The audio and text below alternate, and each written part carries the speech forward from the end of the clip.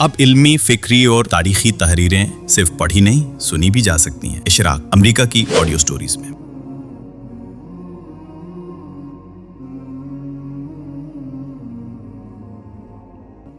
حیات امین، سوانح مولانا امین احسن اصلاحی، قسط نمبر 25۔ صاحب تدبر قرآن کی وصیت کے مطابق ان کے سوانح نگار نعیم احمد بلوچ کے قلم سے۔ اس میں کوئی شک نہیں کہ جماعت اسلامی سے اس کے نائب امیر سمیت 56 سے زیادہ افراد کا اخراج جماعت کے لیے ایک بڑا دھچکا تھا۔ یہ افراد کوئی عام اراکین نہیں تھے، بلکہ ان کا شمار صاحب رائے علماء اور قائدین میں ہوتا تھا۔ جماعت اسلامی نے اس کا غم بھی محسوس کیا، لیکن جماعت کا مجموعی رویہ افسوسناک تھا۔ انہوں نے اس حادثے کا شاید ہی کبھی سنجیدگی سے جائزہ لیا ہو۔ اس حادثے کے حوالے سے جماعت کے آفیشیل موقف کا خلاصہ ہم ان الفاظ میں بیان کر سکتے ہیں۔ یہ کوئی اصولی اختلاف نہیں تھا، بلکہ جائزہ کمیٹی کے ارکان کو جماعت سے خارج کرنے کے واقعے پر غصے کا اظہار تھا۔ اس نے ایک ناخوشگوار رخ اختیار کر لیا، جس سے یہ واقعہ پیش آ گیا۔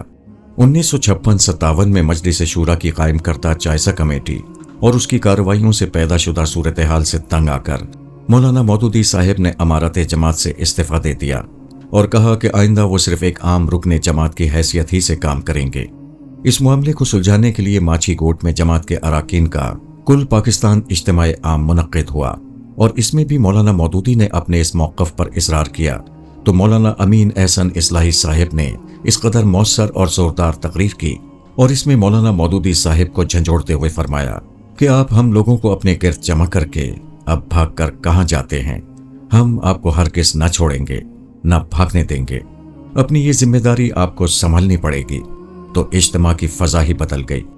935 حاضر اراکین جماعت میں سے صرف 15 مولانا مودودی سے غیر مطمئن رہ گئے، اور انہوں نے جماعت سے علیحدگی اختیار کر لی، اور باقی 920 ارکان اور مولانا اصلاحی نے مولانا مودودی صاحب کو اپنا استعفیٰ واپس لینے پر مجبور کر دیا، اور اس طرح جماعت کا یہ بحران ختم ہو گیا۔ میاں طفیل محمد صاحب کا جناب خالد مسعود کے ایک مضمون کے جواب میں موقف: یہ تاثر بالکل غلط ہے کہ جماعت اسلامی اب شورا کے بجائے امیر جماعت کے زیر اثر ہو چکی ہے، اور اب یہ جمہوری اصولوں کے بجائے امیر جماعت کے آمرانہ اختیار کے تحت آ چکی ہے۔ علیحدہ ہونے والے اراکین ہرگز اس بات کے قائل نہیں تھے کہ جماعت کو عملی سیاست میں حصہ نہیں لینا چاہیے، بلکہ ان کا خیال تھا کہ فی الوقت جماعت کو سیاست سے علیحدہ ہو کر فکری تطہیر اور تربیت معاشرہ کا کام کرنا چاہیے۔ جماعت کا یہ موقف ترجمان القرآن اور ان کے نمائندہ جریدوں میں وقتاً فوقتاً شائع ہونے والے مضامین کا خلاصہ ہے۔ اس میں میاں طفیل محمد صاحب کا وہ بیان جو انہوں نے جناب خالد مسعود صاحب کے مضمون کے جواب میں لکھا، درج ذیل وجوہ کی بنیاد پر محل نظر ہے۔ اس موقع پر جماعت اسلامی سے علیحدہ ہونے والے اراکین کی تعداد 15 تھی۔ یہ تو وہ تعداد ہے جو ٹھیک اس موقع پر علیحدہ ہوئی، لیکن اس کے بعد جماعت اسلامی کی پالیسی اور نظریاتی اختلاف کے باعث یہ تعداد بتدریج 56 یا 57 کے قریب جا پہنچی تھی، اور خود مولانا اصلاحی علیحدہ ہونے والے اراکین میں سے آخری لوگوں میں سے تھے۔ انہیں اختلاف کے باوجود جماعت کے ساتھ چلنے میں کوئی اعتراض نہ تھا، لیکن وہ اس وقت علیحدہ ہوئے جب خرابی اس قدر بڑھ گئی کہ اس میں سدھار کی کوئی صورت ان کے نزدیک باقی نہ بچی۔ میاں صاحب نے شاید اس معاملے کو سادہ کرنے کے لیے خاص موقع کے حوالے سے یہ کم تعداد بیان کر دی، اور یہی ہمارا تجزیہ ہے کہ جماعت کے یہ بزرگ مولانا مودودی کی محبت و عقیدت میں ان سنگین خرابیوں کا کما حقہ ادراک نہ کر سکے جن کی طرف مولانا اصلاحی نے توجہ دلائی تھی۔ مشاہدات حرم: مولانا اصلاحی جنوری 1958 کو جماعت کی ذمہ داریوں سے سبکدوش ہوئے۔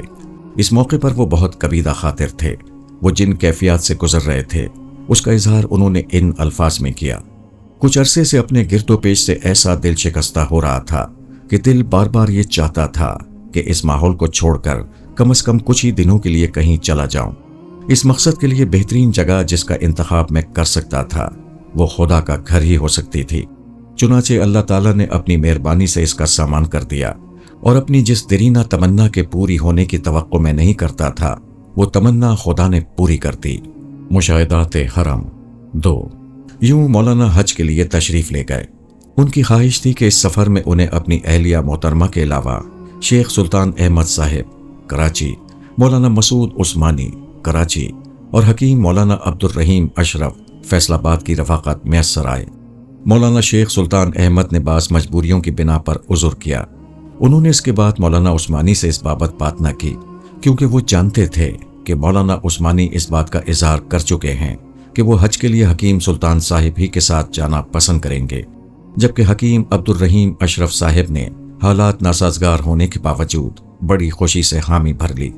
ان دو اصحاب کی جگہ مولوی برکت علی اور ملک اسلم آمادہ رفاقت ہو گئے۔ شیخ سلطان احمد بڑے قابل حکیم تھے اور کراچی میں مقیم تھے۔ ڈاکٹر مسعود عثمانی نے جماعت اسلامی سے علیحدگی کے بعد جماعت المسلمون کے نام سے ایک جماعت بھی بنائی تھی۔ مولانا عبد الرحیم اشرف مدیر ماہنامہ المنبر بھی ایک بلند پایہ عالم اور ماہر طبیب تھے۔ انہوں نے فیصل آباد میں مشہور مطب اشرف دواخانہ کے نام سے قائم کیا۔ بعد میں ان کے بیٹوں نے اشرف لیبارٹریز کے نام سے طب یونانی کی ادویہ کا کارخانہ قائم کیا، جو اس وقت بھی کامیابی سے قائم و دائم ہے۔ ان تینوں حضرات اور مولانا اصلاحی میں ایک قدر مشترک یہ بھی تھی کہ یہ سب جماعت اسلامی سے ایک ہی وقت میں علیحدہ ہوئے تھے اور انہیں جائزہ کمیٹی کی سفارشات سے اتفاق تھا۔ ساتھیوں کا تعین ہونے کے بعد درخواست دی گئی، لیکن قرآن میں مؤخر ذکر لاہور کے دونوں صاحبان کا نام نہ آیا۔ یوں مولانا 10 جون 1958 کو بذریعہ سمندری جہاز حج کے لیے روانہ ہو گئے۔ ان کے ساتھ ان کی اہلیہ محترمہ اور حکیم عبد الرحیم اشرف ہی تھے۔ سفر کے آغاز پر وہ اپنے تاثرات ان الفاظ میں بیان کرتے ہیں۔ اس مرحلے سے گزرنے کے بعد سردھانہ جہاز کی سیڑھیوں کے پاس پہنچے۔ جہاز باہر سے نہایت شاندار اور صاف ستھرا نظر آیا، یہ خیال کر کے کہ اب میرے اور اس جہاز کے درمیان سرکاری رسوم و ضوابط کی کوئی رکاوٹ باقی نہیں رہ گئی اور اب میں اس پر اپنے سب سے زیادہ محبوب اور مطلوب سفر کے لیے سوار ہو سکتا ہوں۔ میرے دل کی خوشی کا جو حال ہوا وہ میں الفاظ میں بیان نہیں کر سکتا۔ اس وقت میں اپنے رب کریم و کارساز کے لیے سراپا شکر و سپاس تھا۔ ابھی ہم جہاز کے نیچے ہی تھے کہ برادرم سلطان احمد، جو کسٹم کی نفسا نفسی میں ہم سے جدا ہو گئے تھے، آ پہنچے۔ میں نے جہاز کے زینے پر قدم رکھنا چاہا تو میری بیوی نے متنبہ کیا کہ پہلا داہنا پاؤں رکھوں۔ میں نے اس نصیحت پر عمل کیا اور خیریت و سلامتی، حسن نیت اور توفیق عمل کی دعائیں مانگتے ہوئے زینے پر قدم رکھا۔ اس وقت مجھے خیال آیا کہ اللہ اکبر، اس سفر کی کیا شان ہے کہ اس کے سبب سے انگریزی کمپنی کا یہ جہاز بھی اتنا مقدس بن گیا ہے کہ ہم اس پر سوار ہوتے وقت پہلے داہنا پاؤں رکھنے کا اہتمام کرتے ہیں۔ جہاز کے عرصے پر پہنچنے کے بعد سب سے پہلے ہم نے اپنے کیبن میں پہنچ کر اپنے سامان کا جائزہ لیا۔ خدا کے فضل سے سارا سامان خیریت کے ساتھ اپنی جگہ پر پہنچ گیا تھا۔ برادرم سلطان احمد صاحب نے سامان کو قرینے کے ساتھ ترتیب دیا اور کیبن کے تمام ضمنیات اور تمام مضمرات سے ہمیں آگاہ کیا۔ کیبن میں قیام کے قواعد و ضوابط۔ ہم جہاز میں بالکل آخری وقت میں سوار ہوئے تھے اور اس وقت سے تھوڑی ہی دیر کے اندر اس نے روانگی کی سیٹی دے دی۔ اب برادرم سلطان احمد صاحب کو ہم سے رخصت ہو کر جہاز سے اترنا تھا۔ انہوں نے پہلے تو مجھ سے چند پاکیزہ مقاصد کے لیے دعا کی خواہش کی، پھر گلے ملے اور اس وقت جذبات محبت سے اس قدر مغلوب ہو گئے کہ میں بھی ان کی محبت کے سیلاب میں بہہ گیا۔ میں نے ان کو اور شاہدہ سلمہ کو مسنون دعا کے ساتھ رخصت کیا اور خود جہاز کے نئے ماحول کے ساتھ اپنے آپ کو مانوس کرنے لگ گیا۔ مشاہدات حرم 30 تا 31۔ سفر حج کے اختتام پر جب وہ لاہور پہنچے تو ان کے تاثرات یہ تھے۔ کراچی میں 36 گھنٹے گزار کے اور احباب سے مل ملا کے ہم لاہور کے لیے روانہ ہوئے۔ ریل میں جو رات میں نے گزاری اس میں شاید 1 منٹ بھی میں نہیں سویا۔ نہ سونے کی وجہ کوئی پریشانی نہیں تھی، بلکہ شاید صرف اس خوشی کے سبب سے نیند نہیں آئی کہ کل صبح خدا نے چاہا تو ہم بچوں کو دیکھیں گے اور اماں کی قدم بوسی حاصل کریں گے۔ جب گاڑی لاہور چھاؤنی پہنچی تو نعمان میاں سلمہ نظر پڑے۔ یہ ملتان سے ہمارے ہی خیال سے سوار ہوئے تھے، لیکن محض اس خیال سے ہم سے ملنے کی کوشش نہیں کی کہ ہم سو رہے ہوں گے۔ ان کو دیکھ کر بڑی خوشی ہوئی۔ چند منٹوں میں گاڑی لاہور اسٹیشن میں داخل ہو گئی۔ ہم نے سفر سے واپسی کی مسنون دعا پڑھی، بچوں کو دیکھا اور پیار کیا، اور جو مخلصین اسٹیشن پر آ گئے تھے ان سے سلام مصافحہ کیا۔ اس قسم کے کسی سفر سے واپسی کے موقع پر جو خوشی آدمی کو ہوا کرتی ہے اس کا تھوڑا بہت تجربہ ہر ایک کو ہوگا۔ میرے نزدیک تو اس خوشی کی یہ اہمیت ہے کہ مجرد یہ ختم سفر کی خوشی ہی آدمی کے تمام مصائب سفر کا معاوضہ بن جاتی ہے۔ مشاہدات حرم 172۔ مولانا 4 اگست کو لاہور واپس پہنچے۔ سفر کے آغاز ہی سے ان کی یہ خواہش تھی کہ وہ حج کا سفر نامہ لکھیں گے۔ واپسی پر انہوں نے اپنے اس ارادے کو پورا کیا۔ یہ سفر نامہ کئی اعتبار سے مولانا کی ایک منفرد تالیف ہے۔ یہ خالصتاً ایک ادبی تصنیف تھی۔ اس میں سفر نامے کی تمام خوبیاں بدرجائے عتم موجود تھیں۔ وہ اس کے بارے میں خود لکھتے ہیں، میرا یہ سفر نامہ صرف مشاہدات، تجربات اور تاثرات پر مبنی ہے۔ میں نے اس میں حج کی دعائیں اور اس کے احکامات نہیں دیے ہیں۔ جب اسے کتابی شکل میں چھاپنے کی نوبت آئے تو مولانا حکیم عبد الرحیم اشرف صاحب سے میری درخواست ہے کہ وہ اس کے ساتھ امام ابن تیمیہ کے رسالے مناسک الحج کا ترجمہ یا اس کا خلاصہ بطور ضمیمہ شامل کر دیں، تاکہ یہ ان لوگوں کے لیے کرامت ہو جائے جو سفر حج میں اس کو ساتھ رکھنا چاہیں۔ ماہنامہ میثاق، جون 1960، صفحہ 31۔ انہوں نے اسے ماہنامہ میثاق لاہور اور ماہنامہ المنبر لائل پور میں قسط وار لکھا تھا۔ سفر نامہ اگرچہ مکمل ہو گیا تھا لیکن کتابی شکل میں شائع نہ ہو سکا۔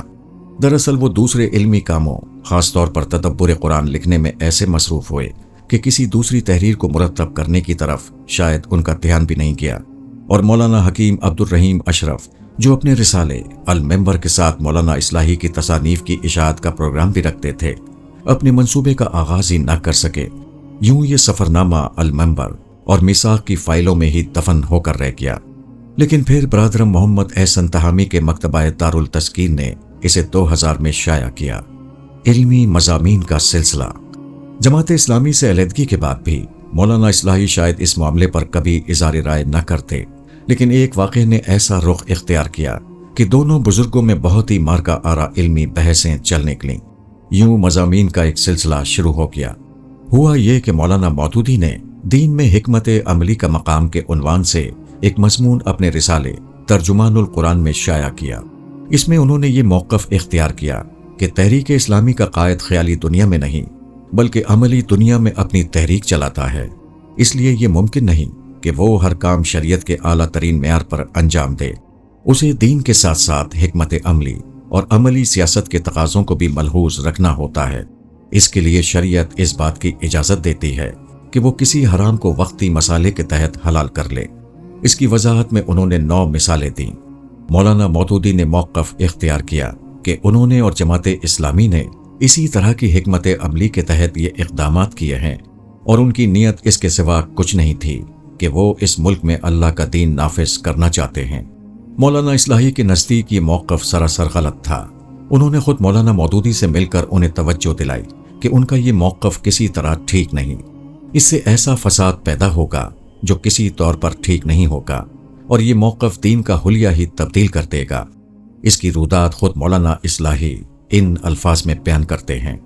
میں نے خاص طور پر ملاقات کر کے مولانا کو اس گمراہ کن فلسفہ اور اس کے گمراہ کن نتائج کی طرف توجہ دلائی اور عرض کی کہ آپ کے اس فلسفے میں اور ان لوگوں کے فلسفے میں کیا فرق رہ جاتا ہے جن سے ہم اب تک برابر لڑتے رہے ہیں۔ مولانا اپنے مشہور تحمل کے باوجود میری اس معتبانہ گزارش پر برافروختہ ہو گئے، اور انہوں نے مجھے چیلنج کیا کہ میں اگر اس فلسفے کو غلط سمجھتا ہوں تو اس کی تردید میں ایک مضمون لکھوں۔ مولانا ازراہ نوازش اس کو ترجمان میں چھاپیں گے اور اس کا جواب دیں گے۔ میں نے عرض کیا کہ جب بات یہاں تک پہنچ جائے کہ میں اور آپ ایک دوسرے کی تردید میں ترجمان ہی میں قلم کے جوہر دکھائیں تو اس سے پہلے میرے لیے جماعت سے الگ ہو جانا مناسب رہے گا۔ میں یہ کہہ کر ان کے پاس سے اٹھ کر چلا آیا۔ مقالات اصلاحی 187۔ واضح رہے کہ اس وقت تک مولانا اصلاحی نے جماعت سے استعفیٰ نہیں دیا تھا۔ استعفے کے واقعے کے بعد بھی انہوں نے اس حوالے سے کچھ نہیں لکھا، یہاں تک کہ اس کے بعد مولانا حج کے لیے تشریف لے گئے۔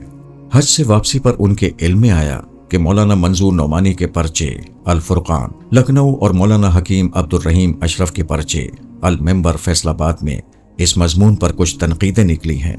بیان کیا جا چکا ہے کہ حکیم عبد الرحیم اشرف جماعت اسلامی کے ان اراکین میں سے تھے جو جماعت سے مولانا مودودی کے اسی نقطۂ نظر سے اختلاف کی بنا پر علیحدہ ہوئے تھے۔ ان تنقیدات کا جواب مولانا مودودی نے اپنے پرچے ترجمان القرآن کے سلسلہ مضامین رسائل و مسائل میں دیا، اور مولانا اصلاحی نے ان مسائل پر اپنے موقف کا اظہار کراچی کے ایک رسالے مقام رسالت میں ایک مضمون کی صورت میں دیا۔ اس کے نتیجے میں مولانا مودودی کے ساتھ ان کی علمی بحث چل نکلی۔ بعد میں جب میثاق جاری ہوا تو اس کے ماہانہ شماروں میں مولانا اصلاحی نے ان کو شائع کیا۔ یہ مضامین بہت ہی مارکا آرا مسائل پر تھے۔ ان میں خلافت کے لیے قرشیت کی شرط یعنی الائمہ من قریش، اختیار احوان بالیتین یعنی 2 ناگزیر برائیوں میں سے کم تر برائی کا انتخاب کرنا، غیبت اور راویان حدیث کی جرح و تعدیل کا آپس میں تعلق، انبیاء کا طریقہ اقامت دین جیسے موضوعات شامل تھے۔ اس میں خلافت کے لیے قرشیت کی شرط کا اجمالی ذکر دلچسپی سے خالی نہ ہوگا۔ اس کی وجہ وہ تبصرے ہیں جو مولانا نے وقتاً فوقتاً ہمارے ساتھ ملاقاتوں میں کیا۔ مولانا مودودی نے حکمت عملی کے تحت مسلمہ اصولوں میں تبدیلی کی ایک مثال یہ دی تھی کہ مساوات اور برابری اسلام کی بنیادی تعلیمات میں سے ہے۔ نبی صلی اللہ علیہ وسلم نے زندگی بھر اس کا واعظ فرمایا، لیکن چونکہ عملی سیاست کا تقاضا یہ ہوا کہ خلافت قریش ہی کو سونپی جائے، اس وجہ سے آخری وقت میں مساوات کے اس اصول کے خلاف حضور صلی اللہ علیہ وسلم نے حکم دیا کہ الائمہ من قریش یعنی خلفاء قریش ہی میں سے ہوں گے۔ مولانا مودودی نے لکھا کہ اگر حضور نے یہ حکم نہ دیا ہوتا اور مسلمان اسلام کے اصول مساوات کو آزمانے کے شوق میں کسی غیر قریشی کو خلیفہ بنا بیٹھتے تو سخت تباہی میں پڑ جاتے۔ اس کے جواب میں مولانا اصلاحی نے لکھا، میرے نزدیک حضور کا ارشاد الائمہ من قریش یعنی خلفاء قریش میں سے ہوں تو نہ تو امر ہے، نہ خبر، نہ وصیت، بلکہ یہ ایک قضیہ اور ایک نزع کا فیصلہ ہے۔